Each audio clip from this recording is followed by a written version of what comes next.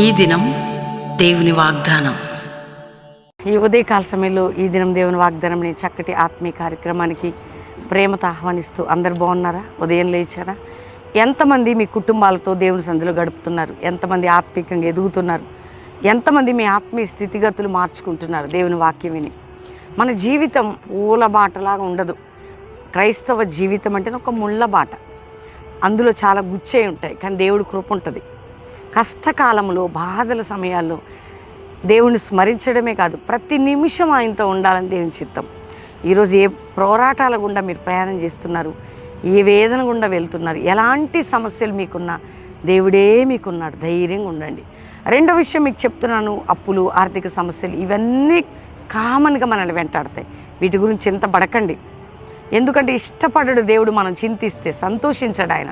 మనం దేవుని మీద ఆధారపడితేనే సంతోషం. ఇంకా ఎవరైనా మారు మనసు లేనివారు, యేసు రక్షకుడు దేవుడు నీ పాపాల నిమిత్తం మరణించాడు, తిరిగి లేచాడు, పరలోకం వెళ్ళాడు, రాబోతుంది. యేసుని నమ్మితే పరలోకం, నిత్య జీవం, పాప క్షమాపణ. కాబట్టి ధైర్యంగా ఉండండి. ఉదయకాలం అందరూ ప్రభు దర్శనం, ప్రభు కృప, ప్రభు ప్రత్యక్షత పొందుటకు సిద్ధపడండి. ఒక వాగ్దానం చదువుతున్నాను, విందాం. 107 కీర్తన 9వ వచనం. ఏలయనగా ఆశగల ప్రాణమును ఆయన తృప్తిపరిచున్నాడు, ఆకలి గొనిన వారికి ప్రాణమును మేలుతో నింపి ఉన్నాడు. ఆకలి గొనిన వారి ప్రాణమును, నిన్ను మేలుతో తృప్తిపరిచే దేవుడు. ఆకలి గొనిన ప్రాణమునట. వింటున్నారా? ఆయన ఎప్పుడు కూడా మనం కష్టంలో, సమస్యల్లో, బాధలు, ఒకవేళ ఆత్మీయ ఆకలి కొని పరిస్థితులు బాగాలేనప్పుడు మనల్ని చూసి వదిలిపెట్టే దేవుడు కాదాయన. ఈరోజు నీకు మేలు చేసే దేవుడు, నీ ఆశ తీర్చే దేవుడు. ఆశగల ప్రాణం. నీకు ఏ ఆశ ఉంది? దురాశలు ఉన్నాయా? అవి తీరవు. లోక సంబంధమైన ఆశలు ఉన్నాయా? అవి తీరవు. నేను ఉన్న ఫ్యాక్ట్ చెప్పేస్తున్నా. కానీ దేవుని అందు ఆశ.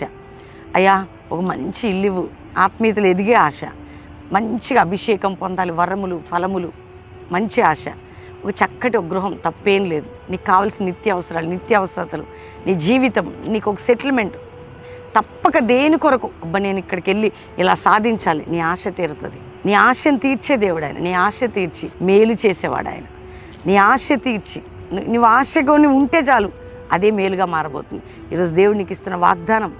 ప్రార్థించు, ప్రభు తట్టు తిరగండి, ఎక్కువ దేవుని మీద ఆనుకోండి. దేవుడు ఈరోజు వాగ్దానం చేస్తున్నాడు, నీ ఆశ తీర్చి నిన్ను తృప్తిపరిచేదను. కాబట్టి ధైర్యంగా ఉండండి. నీ ఆశ తీర్చి మేలుతో నిన్ను తృప్తిపరిచేదను. కాబట్టి ధైర్యంగా ఉండండి.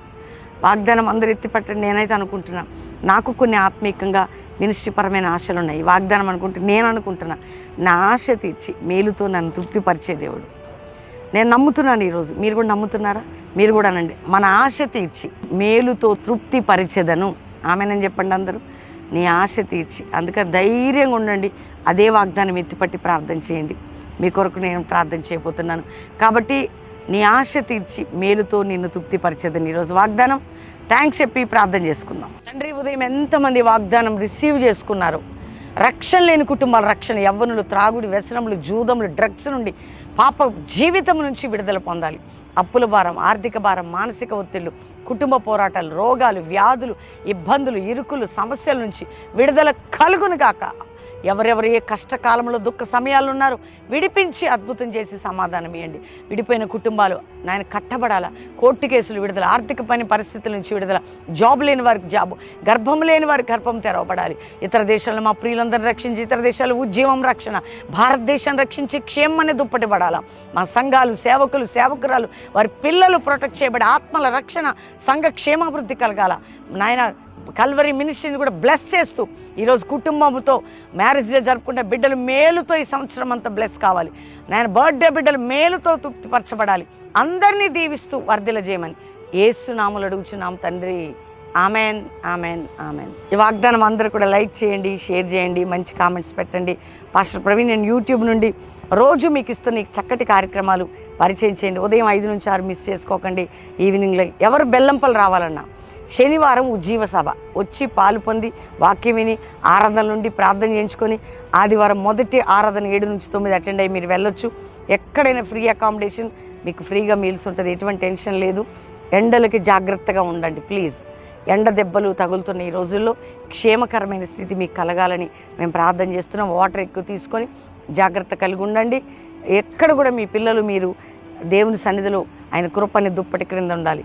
ప్రతి ఆదివారం కల్వరి ప్రామిస్ ల్యాండ్లో కూడా 3 ఆరాధనలు జరుగుతున్నాయి.